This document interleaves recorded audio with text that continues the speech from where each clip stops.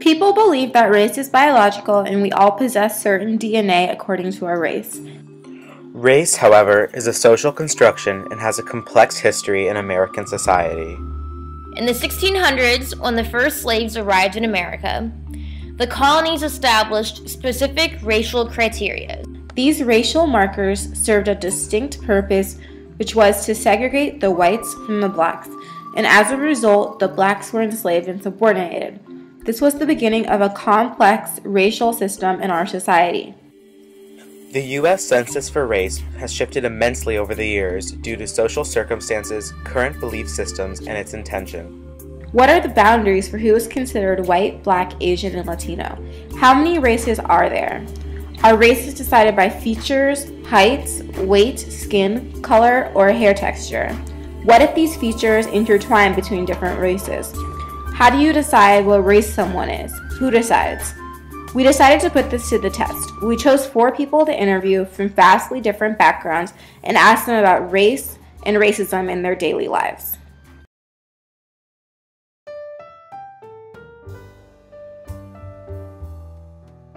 Well, coming from like a mixed race background, I guess I never know what I'm perceived as, so it's definitely kind of a source of insecurity because I don't quite know how to interact with people or how they're perceiving me. I'm like a quarter Chinese, a quarter Hawaiian, and half white, so at the same time too, I don't feel completely like I should speak on racial minorities because I'm also half white, so it's a confusing thing, yeah.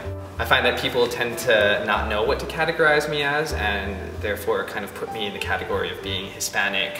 Don't really resemble any sort of, I guess, phenotypical like stereotypes. I'm from Hawaii and there are a lot of different people, I guess, at home, and so it's kind of normal to be sort of mixed bag of race.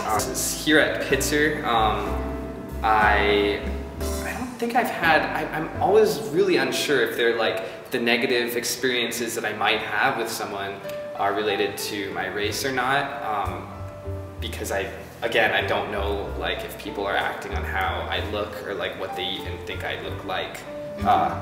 So I guess I haven't really had any negative like face-to-face interactions, but I am aware of the exclusion of I guess minority groups at Pitzer, and there's definitely they're not well represented in the student population, and so it's kind of interesting too because I'm very comfortable sharing that I'm a diverse person, but it's not always well received, or I don't know when it's appropriate sometimes, or I know people have different qualms about sharing their racial makeup and racial backgrounds, so sometimes I feel like I can be inappropriate in the sense that I'm just very open about things and not everyone wants to be.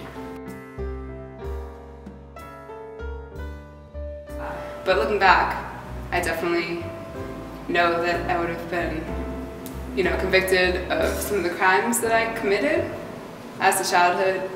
throughout childhood and adolescence, and you don't really think about that until you have to step outside of a bubble and learn about all the injustices that are associated with race.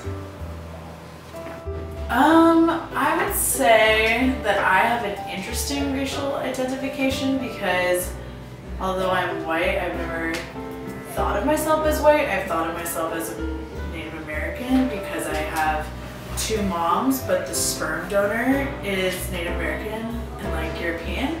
So a lot of the time I feel like I don't ever identify, but when it comes to social or like socioeconomic status, that kind of puts me more into the white bracket. And so I think growing up, although I wasn't super conscious about race, as I got older and was growing up in a white neighborhood, it was clear and clear, like, I'm white, I'm part of a rich neighborhood. I don't really like the term white, and I don't like using it as an identification, but by society standards, yes, I'm white.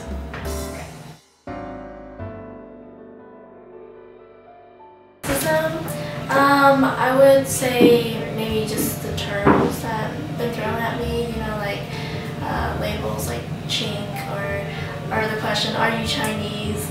I mean, that's the most I've experienced with that behavior. That might be because I'm from Riverside and there's just not a lot that goes on there.